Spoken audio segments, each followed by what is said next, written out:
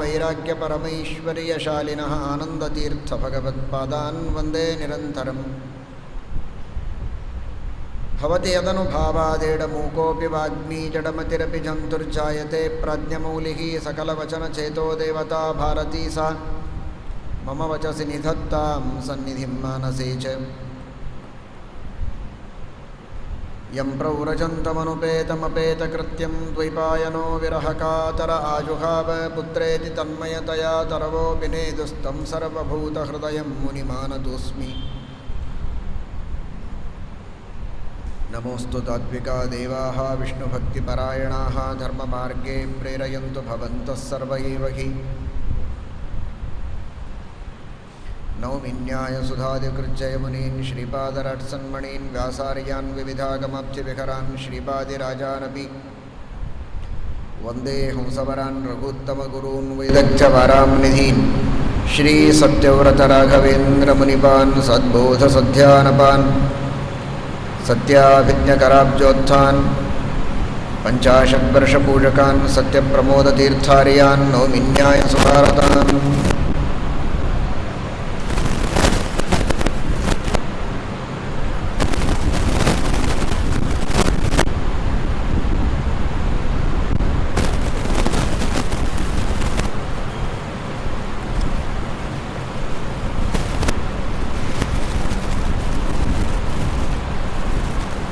శుకాచార్యులు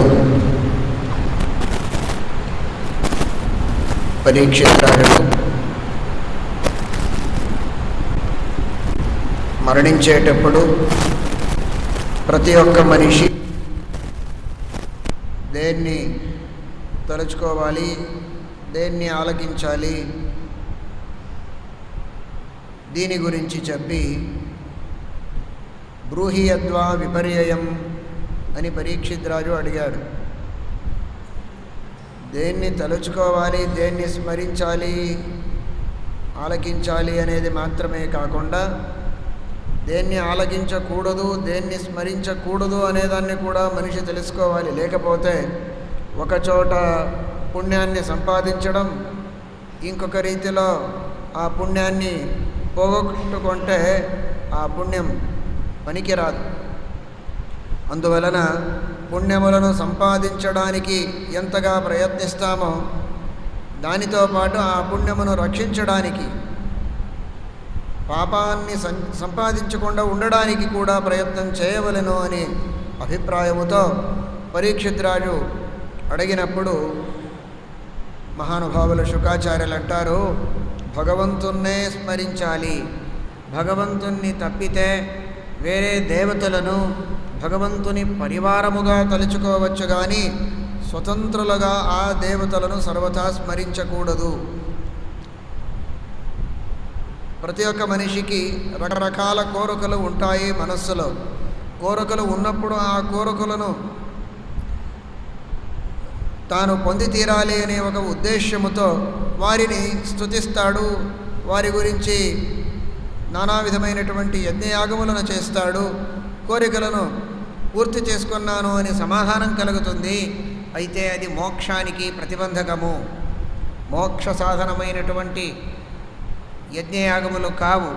ఏవి మనస్సులో ఒక కామన పెట్టుకొని ఏదో ఒక కోరికతో మన యజ్ఞాన్ని, యాగాన్ని, లేకపోతే పాఠము, ప్రవచనము, పరోపకారము, ఎటువంటి ధర్మమున్నా ఆ ధర్మము వెనకు మనకు ఒక కోరిక మనస్సులో ఉంటే అది నిజమైన ధర్మము కాదు, దానితో మోక్షము కలగదు. అంటే భగవంతుని జ్ఞానం నాకు రావాలి, భగవంతుని పట్ల భక్తి నా మదిలో విశేషంగా పెరగాలి, ఈ జగత్తు మీద వైరాగ్యం రావాలి, ఈ అపేక్షలను మనస్సులో పెట్టుకుంటే అది తప్పు కాదు, పెట్టుకోవలసిందే. తప్పనిస్తే వేరే కోరికలను మనస్సులో పెట్టుకోకూడదు అని మాత్రం దీనికి అర్థము. దీన్ని చాలా సవివరంగా శుకాచార్యులు చెప్తారు.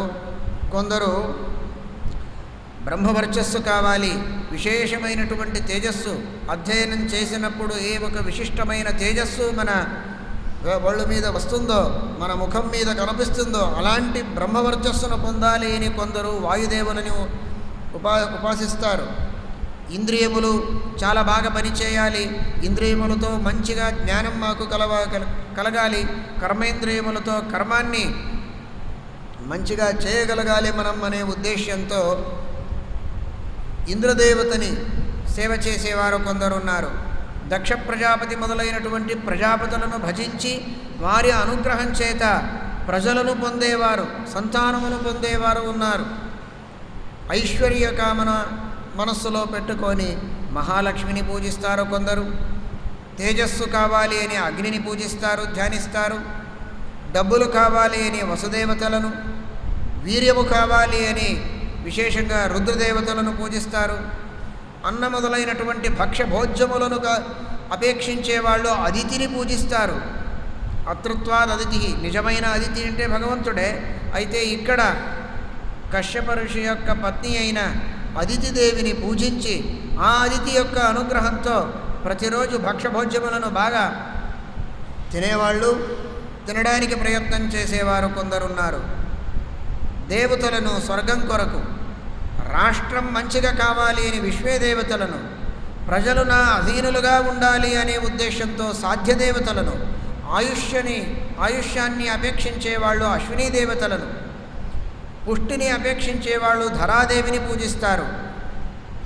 ఇలాగే నేనైతే ఏ ఒక స్థానమనందు కూర్చున్నానో ఆ స్థానంతో నాకు ఎప్పుడు కూడా చ్యుతి రాకూడదు, స్థిరంగా అక్కడే ఉండాలి, ఉన్న చోట నుండి కింద పడకూడదు అనే అపేక్ష ఉన్నవాళ్ళు ద్యావా పృథివీ అంటే స్వర్గము, ఈ భూలోకము యొక్క అభిమాని దేవత, స్వర్గానికి అభిమాని దేవత అయిన దేవతలను పూజించి వారు వారి కోరికలను పూర్తి చేసుకుంటారు. గంధర్వులను సౌందర్యం కొరకు, స్త్రీ సంతతి కావాలి అని అప్సరా స్త్రీలను, విశేషంగా ఉర్వశిని, ఆధిపత్యాన్ని అపేక్షించే వాళ్ళు బ్రహ్మదేవుణ్ణి, కీర్తి కావాలి అనేవారు ఇంద్రదేవుణ్ణి, లేకపోతే ఇంద్రదేవత యొక్క సత్పుత్రుడైన జయంత అనే ఒక దేవత ఉన్నాడు. ఆ జయంత అనే దేవతనే మనందరి పాదాలకు కాళ్ళకు కూడా దేవత. మనం మంచిగా నిలవడానికి శక్తులైతాము అంటే ఆ యజ్ఞదేవత యొక్క అనుగ్రహం. ఇంద్రదేవుని కొడుకు సత్పుత్రుడు జయంత అని పేరు. అతన్ని పూజించి విశేషంగా కీర్తిని పొందాలి అనుకుంటారు కొందరు. వరుణుణ్ణి ఆరాధించి విశేషంగా కోశము, డబ్బులు, నిధి పెంచుకుంటారు. రుద్రదేవుణ్ణి పూజించి విద్యను పొందుతారు. దాంపత్య సౌఖ్యాన్ని ఉమాదేవిని పూజించి, యమధర్ముణ్ణి పూజించి ధర్మాన్ని పెంచుకుంటారు. పితృదేవతలను పూజించి సంతతిని పొందుతారు. పుణ్య యక్ష అని మణిభద్ర మొదలైనటువంటి యక్షలు ఉన్నారు, వారిని పూజించి తమరి యొక్క రక్షణాన్ని చేసుకుంటారు. మరుద్గణాన్ని పూజిస్తారు. ఇలా రకరకాలుగా రాజ్యకామో మనం దేవాన్ నిర్రతిత్వభిచరన్ యజేత్. కొందరికి వారు సుఖంగా ఉండాలి అనే అపేక్ష ఉంటుంది, కానీ దానికంటే ఎక్కువ శత్రువులు చనిపోయాలి అని వారికి ఉంటుంది. నాకు సుఖం వస్తుందా లేదా అది వేరే మాట, శత్రువులు మొదటిగా చనిపోయాలి, వారికి దుఃఖం కలగాలి అనే అపేక్ష ఉన్నవాళ్ళు నిర్రతి అనే దిక్పాలకుడు, నైరుత్య దిక్కుకు అభిమాని అయిన నిర్వృతి అనే దేవతని పూజిస్తారు. ఇది సరి అయిన పద్ధతి కాదు. అయితే ఇలా చేసేవారు ఉన్నారు. గ్రామకామ యజేత్ సోమం అకామ పురుషం పుమాన్. కొందరు వేరే వేరే మోక్ష విరుద్ధమైనటువంటి కామాలను మనస్సులో పెట్టుకొని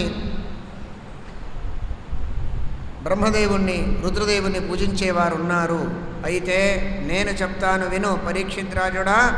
అకామస్సర్వకామో వా మోక్షకామ ఉదారధీః తీవ్రేణ భక్తియోగేన యజేత పురుషం పరం. ఎటువంటి పరిస్థితి మనకు కలిగినా, ఏ సంశయము మనస్సులో లేకుండా ధైర్యంతో ఒక శుద్ధమైనటువంటి సనాతన వైష్ణవ సంప్రదాయమునందు మనం ధర్మాన్ని పాటించాలి. ఆ దారిని వదిలి, ఆ రాజమార్గాన్ని వదిలి బయటికి రాకూడదు. అదే రాజమార్గం. అదే మోక్ష మార్గం. అకామః, భగవంతుని ప్రీతి నాకు కావాలి అంటే భగవంతుణ్ణి నారాయణున్నే భజించాలి. నాకు ఈ మొదటిగా చెప్పినటువంటి రకరకాల వేరే వేరే కోరికల మనస్సులు ఉన్నాయి అన్నా ఆ భగవంతున్నే భజించండి. నాకు మోక్షము కావాలి, నారాయణున్నే భజించండి. ఏది వద్దు, భగవంతుని అనుగ్రహమే నాకు కావాలి అన్నా భగవంతుణ్ణి భజించాలి. వేరే కోరికలు నాకు కావాలి అన్నా భగవంతుణ్ణే భజించాలి. భగవంతుడు ప్రతి ఒక్కదాన్ని ఇవ్వడానికి పరమ సామర్థ్యం కలిగినవాడు. వేరే దేవతలను మనం పూజించినా వారు భగవంతుని వద్దకు వెళ్ళి అతని అనుగ్రహం పొంది అతని ఆజ్ఞను తీసుకొనే మన కోరికలను పూర్తి చేసేవారు. వారు స్వతంత్రులు కారు. అందువలన స్వతంత్రులుగా వారిని పూజించేది సర్వథా శాస్త్రవిహితము కాదు. మీరనొచ్చు, ఇలాగంటారు, మన పరంపరలో అయితే ప్రతి ఒక్క దేవతలను పూజిస్తాము, మనం పూజించే పద్ధతి వచ్చింది కదా అని. అందువలనే చెప్పాను, పరివారతయాగ్రాహ్యాః అపిహేయాః ప్రధానతః. సర్వోత్తముడైన దేవుడు భగవంతుడు. ఆ భగవంతుణ్ణి సర్వోత్తమత్వేన పూజించాలి. వేరే దేవతలను ఆ భగవంతుని దాసులు, ఆ భగవంతుని భక్తులు, భగవంతుని పట్ల మనకు జ్ఞానమును భక్తిని విశేషంగా ఇచ్చేవాళ్ళు, దయపాలిచ్చేవారు. ఈ ఉద్దేశంతో వారిని పూజించాలి. ఇప్పుడు ఒక రాగి ప్రతిమ ఉంటుంది, దాన్ని మనం పూజిస్తాము అంటే ఆ రాగిని పూజించము, ఆ రాగి ప్రతిమలో ఉన్న భగవంతుణ్ణి పూజిస్తాము కదా. ఈ రీతిలో ఈ దేవతల్లో కానీ బ్రాహ్మణాల్లో కానీ ఉన్న ఆ భగవంతుణ్ణి పూజిస్తాము అనే అనుసంధానముతో ఆ దేవతలను పూజించాలి. ఈ దేవతలే మనకు స్వతంత్రంగా ఫలాన్ని ఇస్తారు అని అనుకోకూడదు అని శాస్త్రంలో చెప్తూ ఉన్నారు. ఈ మాటను చెప్పి అంటారు తర్వాత శౌనకులు అంటారు, చాలా సంతోషం, దేన్ని స్మరించాలి, దేన్ని స్మరించకూడదు, ఎవరిని ఉపాసించాలి, ఎవరిని ఉపాసించకూడదు, ఇవి రెండు మాటలను శుకాచార్యులు పరీక్షిత్ రాజకు చెప్పిన దాన్ని మనకు చెప్పేసినారు, ఉపదేశించినారు. మనం అందరం మేము ధన్యులు అయ్యాము. అయితే ఇక్కడే ఆపకండి. తర్వాత మరల పరీక్షిత్ రాజు దేన్ని ప్రశ్నించాడు, వారు దానికి ఏ రీతిలో ఉత్తరాన్ని ఇచ్చారు అనేదాన్ని మరల సవివరంగా చెప్పవలసింది అని శౌనకులు సూతాచార్యులకు ప్రార్థిస్తారు. సంక్షేపంతో చెప్పేసినాను, అయిపోయింది అని వదిలేస్తే మనకు తృప్తి కలగదు. సవై భాగవతో రాజా పాండవేయో మహారథః బాలః క్రీడరకై క్రీడం కృష్ణ క్రీడాం యాదదే. ఆ పరీక్షిత్ రాజు యొక్క గొప్పతనం ఏమిటి అంటే, ఆ పరీక్షిత్ రాజు చిన్నప్పటిలో కూడా ఎప్పుడైతే చాలా చిన్నవాడు ఉండెనో, 5 వర్షాలు ఉండొచ్చు, 4 సంవత్సరాలు, ఆ 4 సంవత్సరాలు కలిగిన ఒక చిన్న అబ్బాయి ఉన్నప్పుడు కూడా పరీక్షిత్ రాజు ఏదైనా ఆట ఆడాలి అంటే శ్రీకృష్ణ పరమాత్మని యొక్క ప్రతిమలను తీసుకొని పూజ చేసేవాడట. అదే అతడు చేసే ఆట అంటే అదే, వేరేది కాదు. పరీక్షిత్ రాజు ఆడే ఆట అంటే శ్రీకృష్ణ పరమాత్మని యొక్క ప్రతిమలను తీసుకొని పూజ చేసేది, అదే ఒక ఆట. ఈ రీతిలో చిన్నప్పటి నుండి ఆ భగవంతునిలో ఆసక్తుడై భక్తుడై ఉన్న ఆ పరీక్షిత్ రాజు ఇప్పుడైతే పెద్దవాడైనాడు, పరిపక్వుడయ్యాడు, ఎంతగా భక్తితో ఆలకిస్తూ ఉండొచ్చు, ఎంతగా భక్తితో ఆ భగవంతుని స్మరిస్తూ ఉండొచ్చు అని మనం అర్థం చేసుకోగలుగుతాము. అలాంటి పరీక్షిత్ రాజు అడిగిన ప్రశ్నములను, దానికి శుకాచార్యులు ఇచ్చిన ఉత్తరములను మీరు చెప్పవలసింది అని ప్రార్థిస్తారు. అంటారు శౌనకులు, మీరు త్వరగా చెప్పేయండి, ఆయుష్యము గడిచిపోతూ ఉంది. చూడండి, వారు శౌనకాది మహర్షులు మహాత్ములు ఎల్లప్పుడూ పాఠ ప్రవచనాసక్తులు, యజ్ఞయాగాదులను చేసేవారు. అలాంటి వారు అంటారు, మా ఆయుష్యం గడిచిపోతూ ఉంది, వ్యర్థమవుతూ ఉంది, వ్యర్థం అవ్వకూడదు, ఒక క్షణం కూడా మనం వ్యర్థం చేయకూడదు. అందువలన తమరు అనుగ్రహించి మమ్మల్ని ఉద్ధరించడానికి త్వరగా ఆ భగవంతుని మహిమను శుక పరీక్షిత్ రాజు యొక్క సంవాదం మూలాన మీరు చెప్పవలసింది అని అడుగుతారు. ఆయుర్హరతి వై మూసాం ఉద్యన్నస్తంచయన్నసౌ తస్యర్థే యః క్షణో నీతః ఉత్తమ శ్లోకవార్తయా.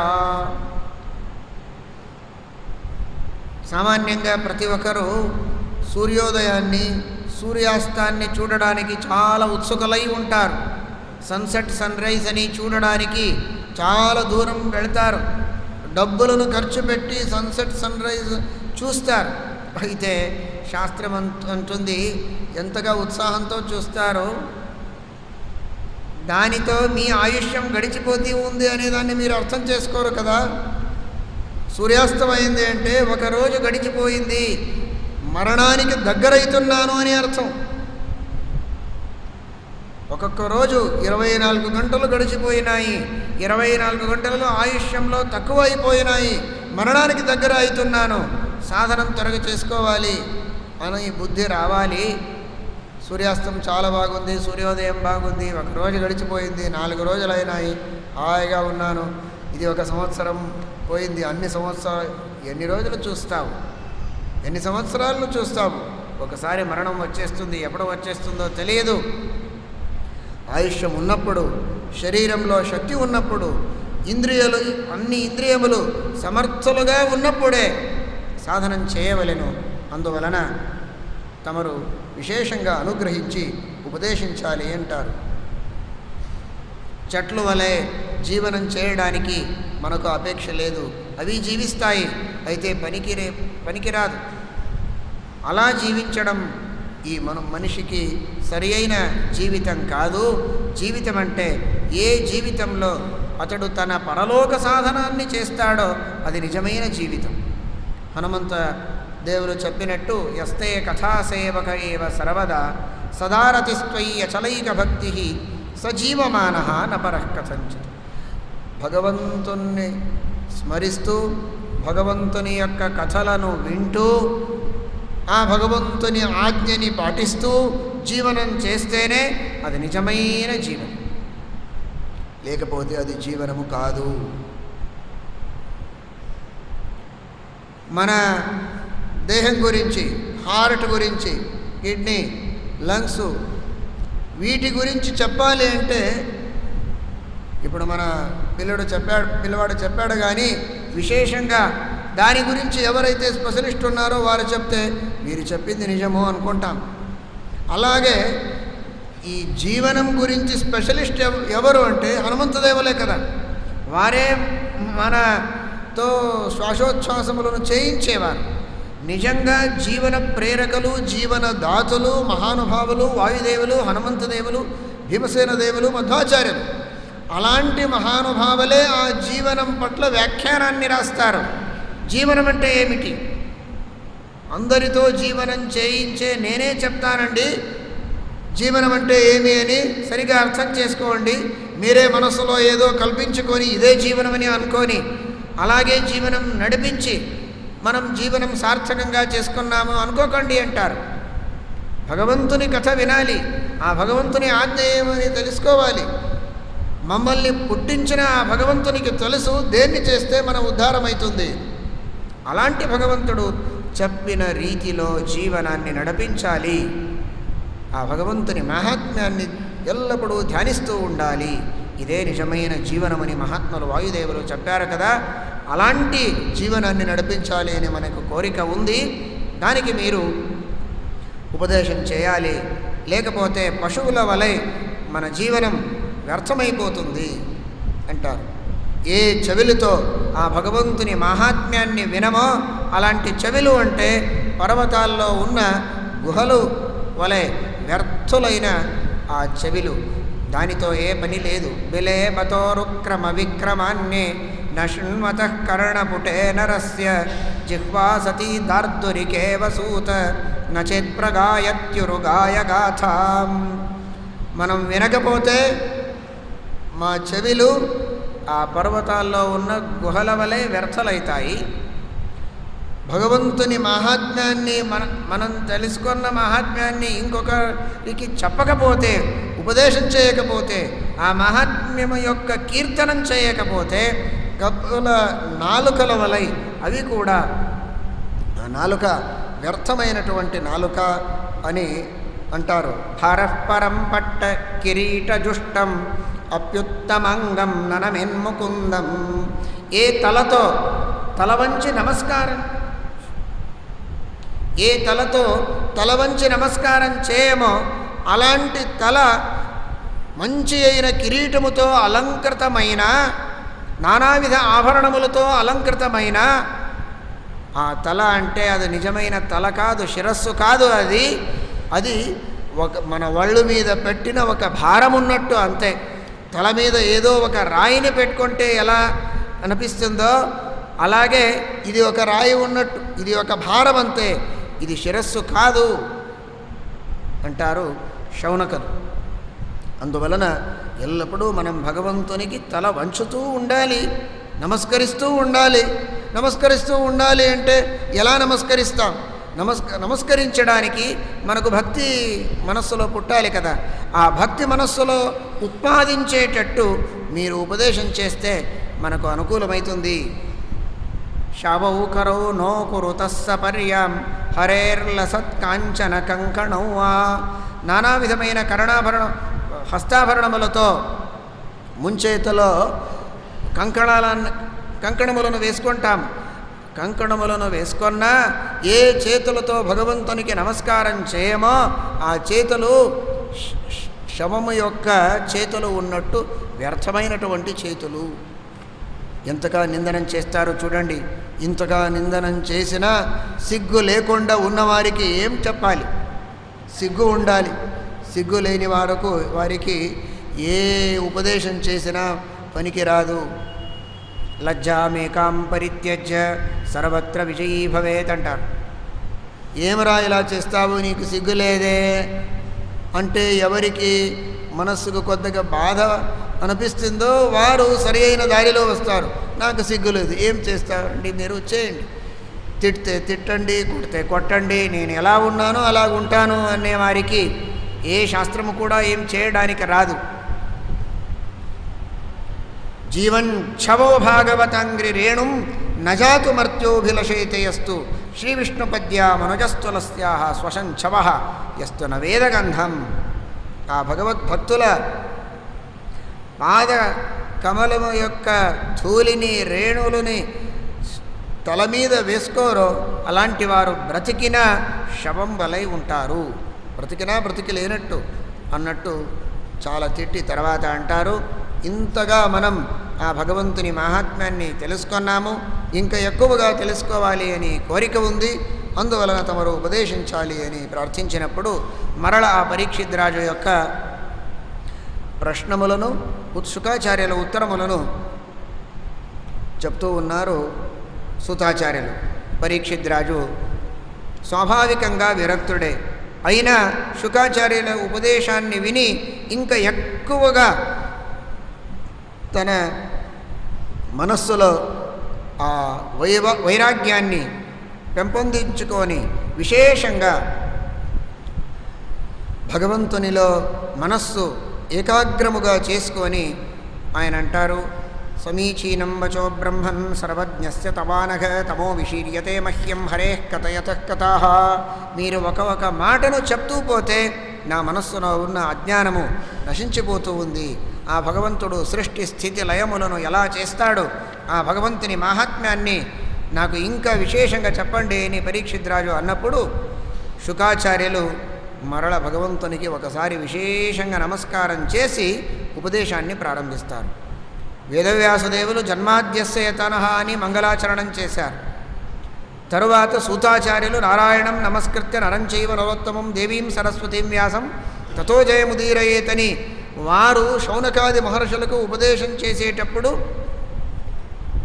మంగళాచరణం చేశారు. మరల భాగవతము యొక్క ఉపదేశం గావించేటప్పుడు శుకాచార్యులు ప్రత్యేకంగా నమస్కారం చేస్తారు.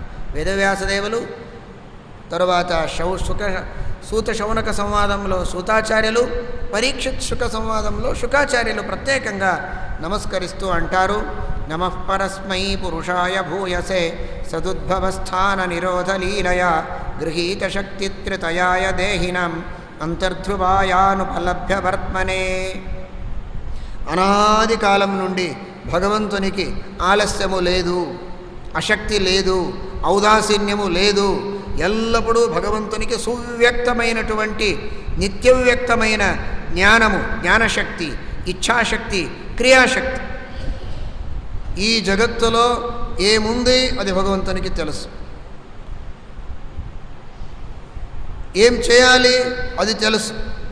చేయాలి అని అపేక్ష కూడా భగవంతునికి ఉంది, చేయడానికి శక్తి కూడా ఉంది, చేస్తాడు కూడా. అనాది కాలం నుండి ఈ జ్ఞానశక్తి, ఇచ్ఛాశక్తి, క్రియాశక్తి కలిగిన వాడు ఆ పరమాత్ముడు.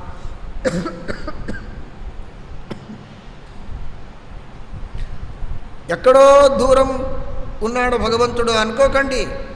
ఆ భగవంతుడు మీరందరి కాదు, మనందరి హృదయ కమలమునందు ఆ భగవంతుడు ఎల్లప్పుడూ అధిష్ఠించి ఉంటాడు.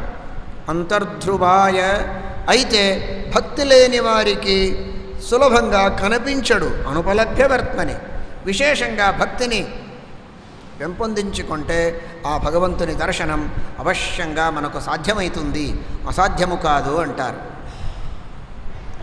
విశేషంగా సమస్త గుణములతో పరిపూర్ణుడైన ఆ భగవంతుణ్ణి ఈ సన్యాసాశ్రమమునందు ఉన్నవారు, కేవలంగా ఈ సన్యాసాశ్రమాన్ని తీసుకున్నవారు అని మాత్రమే కాకుండా, ఎవరైతే ఆ భగవంతుని ఆజ్ఞని పాటిస్తూ వారి వారి యొక్క ఆశ్రమమునందు ఉంటారో, బ్రహ్మచర్యాశ్రమం ఉండొచ్చు, గృహస్థాశ్రమం ఉండొచ్చు, వానప్రస్థాశ్రమం ఉండొచ్చు, సన్యాసాశ్రమము కూడా ఉండొచ్చు.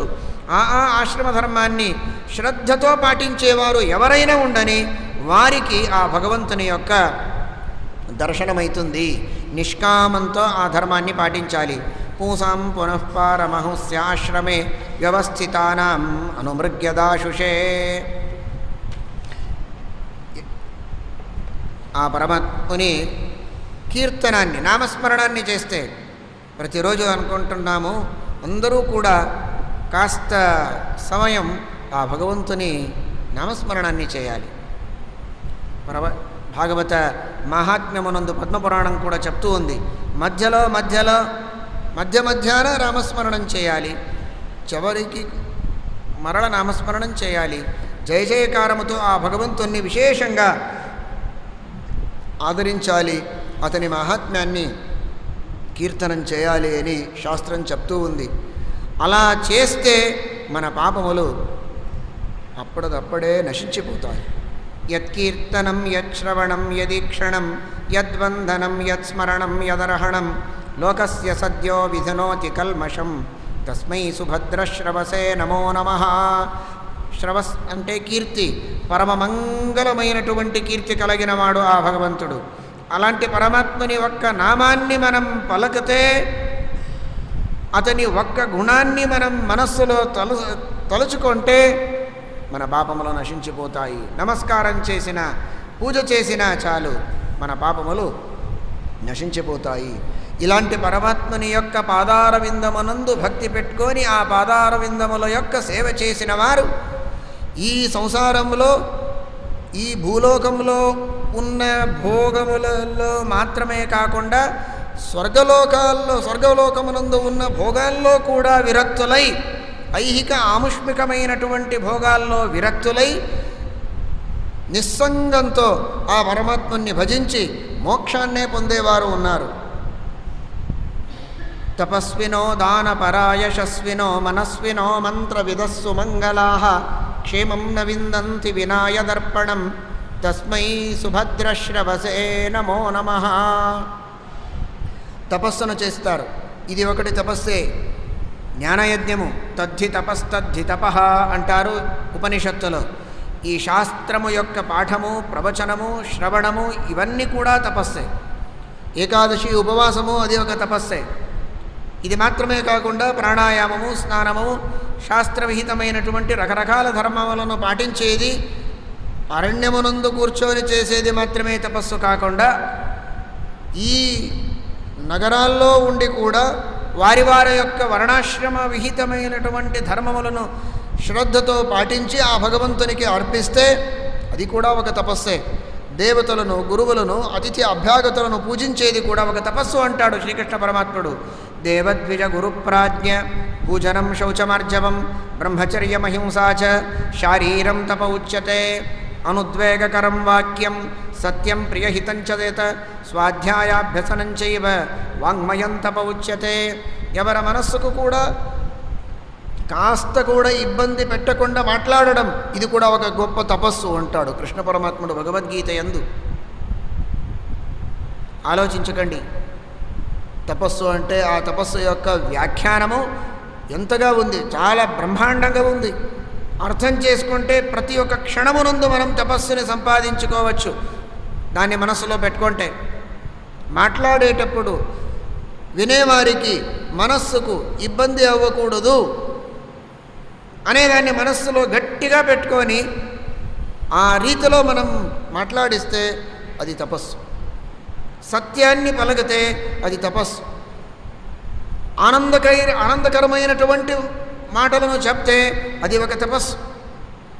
సత్యం ప్రియహితం చయత్, ఆనందకరంగా ఉండాలి, వారికి హితము కావాలి, ఆనందమవుతుంది అని అబద్ధం చెప్పకూడదు, సత్యాన్నే పలకాలి, వారికి ప్రియం పలకాలి, హితం అయ్యేటట్టు పలకాలి, దేనితో వారికి బాగైతుందో అలా పలకాలి.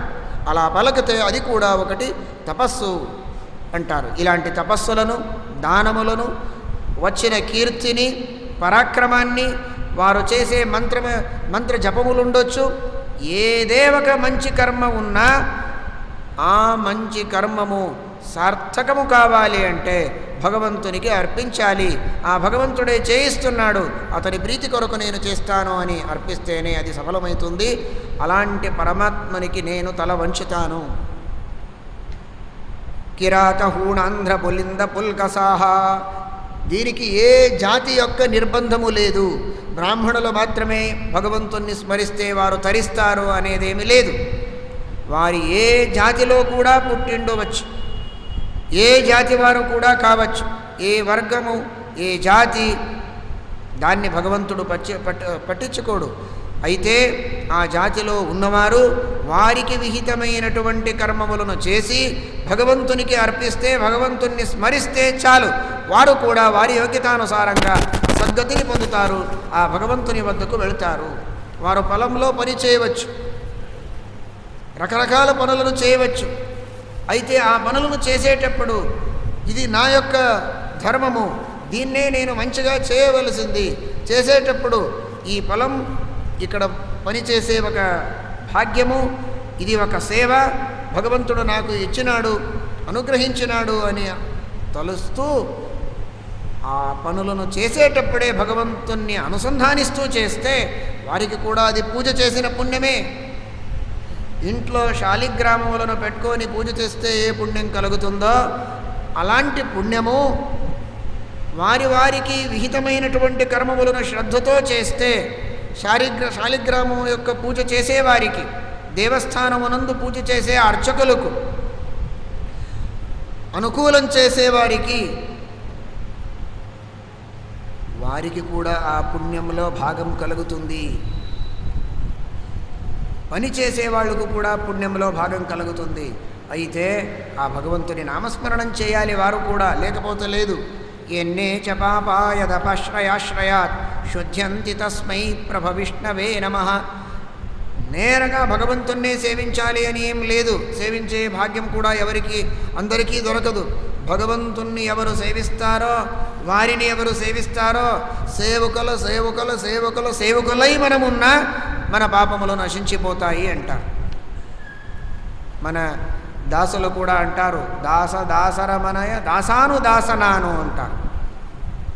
అలాంటి ఒక దాస్యభావం మనకు దొరికినా చాలు, మన ఉద్ధారమవుతుంది అని శుకాచార్యులు అంటారు. అలాంటి భగవంతుణ్ణి నమస్కరించి నేను ప్రార్థిస్తాను. ఆ భగవంతునికి నేను మాట్లాడేటప్పుడు నా మాటలు సాహిత్య శాస్త్రంలో ప్రసిద్ధమైన అలంకారములతో అలంకృతమై ఉండవలెను అని. ఎందుకండి మీ అలాంటి విరక్తులకు ఆ అలంకారం ఎందుకు? సాహిత్య శాస్త్ర ప్రసిద్ధమైన అలంకారముతో పొలకి ప్రవచనం గావించి మీరేమి కీర్తి సంపాదించడానికి పోతున్నారా? భగవంతుని అనుగ్రహం పొందడానికి పోతున్నారా? అనుగ్రహం కావాలి కదా మీకు. చెప్పేయండి, అర్థమైతే చాలు. మంచిగా అలంకృతమైన భాషలో చెప్పాలి అనే ఉద్దేశము ఎందుకు మీకు అంటే, యాదవారిలు అంటారు, నిజము భగవంతుని మాహాత్మ్యాన్ని చెప్పేటప్పుడు మాహాత్మ్యం అర్థమయ్యేటట్టు చెప్పాలి, కానీ ఆ మాహాత్మ్యం చెప్పే మాటల్లో అలంకారములు ఉండాలి అనే నియమమేమి లేదు. అయితే అలా చెప్పకపోతే సామాన్యులకు భక్తి పుట్టదు. పొట్టిగా చెప్తూ కూర్చుంటే ఎవరు వినరు. చాలా అలంకృతమైన భాషలో వైభవంతో శబ్ద వైభవముతో చెప్తేనే వారికి దాని మీద విశ్వాసం కలుగుతుంది, శ్రద్ధతో వింటారు, భక్తి పెరుగుతుంది.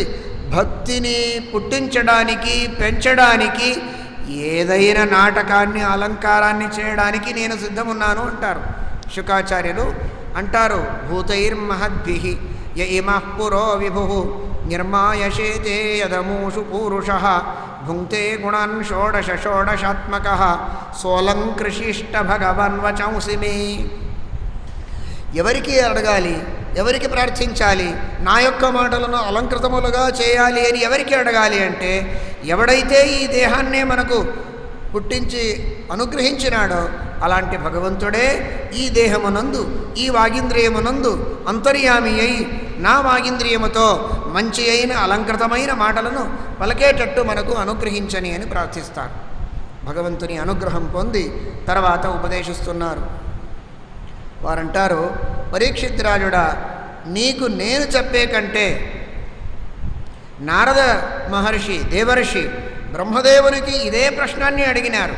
భగవంతుడు ఎలా సృష్టిస్తాడు, స్థితిని పాలనం చేస్తాడు, పాలిస్తాడు, అలాగే సంహరిస్తాడు, దీని గురించి చెప్పాలి అని నీవేమడిగావో ఇదే మాటను నారదులు బ్రహ్మదేవునికి అడిగినప్పుడు బ్రహ్మదేవులు ఉత్తరం గావించింది ఉంది, దాన్నే నీకు మరల నేను చెప్తాను అని అంటారు.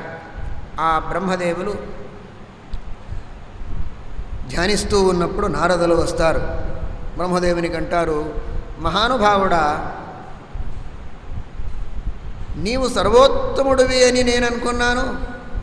నీవే సృష్టికర్త, స్థితికర్త, సంహారకర్త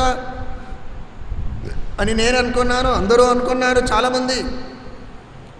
నారదేవులు జ్ఞానులే, లోకానుగ్రహం కొరకు ప్రశ్నిస్తున్నారు. ఇలా ఉన్నప్పుడు మీరు కూడా ధ్యానిస్తూ ఉన్నారు. ఎవరిని ధ్యానిస్తున్నావు? నీకంటే గొప్పవాడు ఎవడు?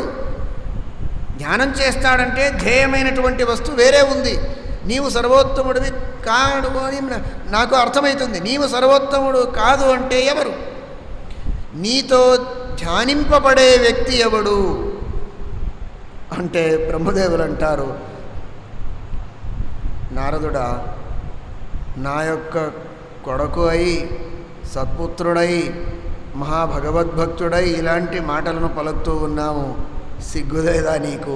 శాంతం పాపం అంటారు. నేను సర్వోత్తముణ్ణి కాదు. వాసుదేవ ద్వాదశాక్షర మంత్రాన్ని జపిస్తారు బ్రహ్మదేవులు. ఎందుకంటే నీవే సర్వోత్తముడివి అనే మాటను నారద మహర్షి చెప్పేటప్పుడు విన్నాను కదా ఈ చెవులతో. నాకు మనస్సులో ఆ భావన లేకున్నా ఆ మాటలను విన్నందుకు నేను జపం చేసి ప్రాయశ్చిత్తం చేసుకుంటాను అంటాను. ఆ వాసుదేవ ద్వాదశరమక్షర మంత్రాన్ని జపించి ఇలాంటి అసాధు అయినటువంటి మతాన్ని విన్నందుకు ప్రాయశ్చిత్తం చేసుకొని తర్వాత ఉత్తరం చెప్పడానికి మొదలు పెడతారు. వారంటారు, నేను సర్వథా సర్వోత్తముడిని కాదు, నేను భగవద్భక్తుడిని. భగవాన్ శ్రీమన్నారాయణుడే సర్వోత్తముడు, అతడే సర్వకర్త, సర్వసంహర్త, సర్వపాలకుడు అతడే. మేమందరూ కూడా నిమిత్తలము మాత్రం. రుద్రదేవుడు సంహారకర్త అని ప్రసిద్ధుడయ్యాడు కాదు. నేను సృష్టికర్త అంటారు, అది కూడా కాదు. మాయందు ఉండి మాతో సంహారాన్ని, సృష్టిని, స్థితిని చేయిస్తాడు. స్థితిని స్వయంగా చేస్తాడు. నాయందు ఉండి సృష్టిని చేయిస్తాడు.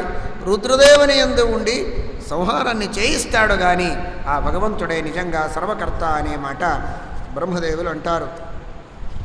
తరువాత ఆ భగవంతుడు ఏ రకంగా సత్వరజస్తమో గుణములతో మహత్తత్వము, అహంకారతత్వము, పంచమహాభూతములు, తర్వాత బ్రహ్మాండము, ఆ బ్రహ్మాండమనందు మరల రకరకాల పదార్థములను సృష్టిని ఎలా చేస్తాడో అనేదాన్ని చాలా సవివరంగా బ్రహ్మదేవుడు నారదునికి చెప్పినప్పుడు నారదులు చాలా సంతుష్టుడైతారు. తరువాత మరల నారదులు ఇంకా విశేషంగా దాన్ని గురించి తెలుసుకోవాలి అని చెప్పినప్పుడు వారి యొక్క అనుభవాన్ని చెప్తారు. ఆ భగవంతుడు సృష్టి చేసేటప్పుడు మొట్టమొదటిగా నన్ను సృష్టించినప్పుడు ఎవడు సృష్టించినాడు అనేదే నాకు అర్థం కాలేదురా. చాలా వెతికినాను. ఒక 100 సంవత్సరాల పాటు నిరంతరముగా ఆ భగవంతుణ్ణి వెతికి, బ్రహ్మదేవుని మానంతో 100 సంవత్సరాలు కాదు, అయితే సామాన్యమైనటువంటి 100 సంవత్సరాల పాటు భగవంతుణ్ణి వెతికినా ఆ భగవంతుడు నాకు కనిపించలేదే. తర్వాత నేను ఇలాగే భగవంతుణ్ణి ధ్యానిస్తూ ఉన్నప్పుడు అతనికి శరణు పోయినప్పుడు 2 అక్షరాలు నాకు విన్నాయి. స్పర్శేషు యత్ షోడశమేక వింశం. స్పర్శాక్షరాలు అంటారు. స్పర్శాక్షరాలు అంటే కాదయో మావసానా స్పర్శ క క గ ఘ ङ చ చ జ జ య ట ట డ డ ణ త త ద ధ న ప ప బ భ మ.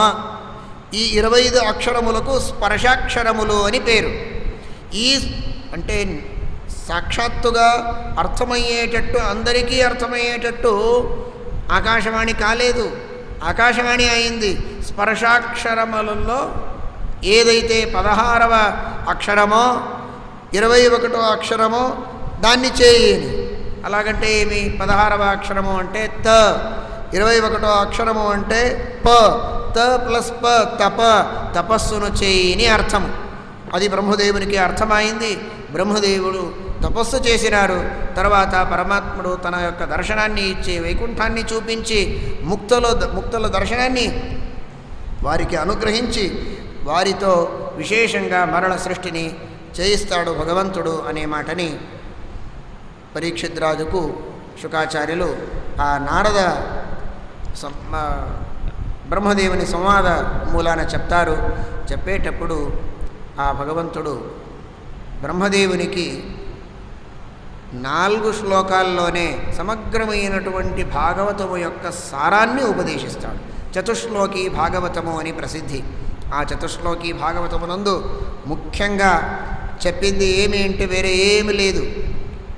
సమగ్రమైనటువంటి ఈ బ్రహ్మాండమునందు ఉన్న, జగత్తులో ఉన్న 2 తత్వములు, చేతనతత్వము, అచేతనతత్వము. ప్రతి ఒక్క చేతనుడు ఆ భగవంతుని అధీనుడు. ఏ చేతనుడైన వ్యక్తితో కూడా భగవంతునికి లాభము లేదు. లక్ష్మీదేవిని పట్టుకొని ఒక సామాన్యమైనటువంటి తృణజీవ వరకు కూడా ఎవరితో ఒక కాస్త లాభము కూడా భగవంతునికి లేదు. జడ పదార్థములతో లాభము లేదు. చేతన వ్యక్తులతో కూడా భగవంతునికి లాభము లేదు. అందరికీ ఉన్న శక్తి భగవంతునికి ఉంది. అందరికీ లేని శక్తి కూడా భగవంతునికి ఉంది. అందరూ ఉన్నప్పుడు భగవంతుడు ఉన్నాడు, అందరూ లేనప్పుడు కూడా భగవంతుడు ఉన్నాడు. ఇదే భగవంతుని యొక్క గొప్పతనం. చాలా సంక్షిప్తమునందు చెప్తారు. దీన్ని అర్థం చేసుకోవాలి అంటే సమగ్రమైన భాగవతాన్నే మనం వినాలి. ఇలాంటి ఆ భగవంతుని మహాత్మ్యము, ఆ భగవంతుడే స్వతంత్రుడు. ఇప్పుడు చూడండి, మనం పుట్టినప్పుడు మనకు అహంకారం ఉంటుంది, మేము చేయగలుగుతాము ఏమైనా అని. అయితే పుట్టే కంటే మొదటిగా చనిపోయిన తర్వాత ఎక్కడుంటామో, ఏం చేస్తామో, మనకు ఎలాంటి దేహం ఉంటుందో, ఎక్కడ వెళ్తామో, ఎక్కడి నుండి వచ్చామో ఏమీ తెలియదు. జన్మించే కంటే మొదటిగా ఎలా అస్వతంత్రులుగా ఉంటిమి, చనిపోయిన తర్వాత ఎలా అస్వతంత్రులై ఉంటామో, జన్మించి ఉన్నప్పుడు కూడా అలాగే మనం అస్వతంత్రులమే. దీన్ని తెలుసుకోవాలి. స్వప్నకాలంలో మనమందరం పడుకున్నప్పుడు, గాఢ నిద్రలో ఉన్నప్పుడు స్వాతంత్ర్యం ఉండదు. మనం ఎక్కడ ఉన్నాము, ఏం చేస్తున్నామేనో అని కూడా మనకు తెలియదు.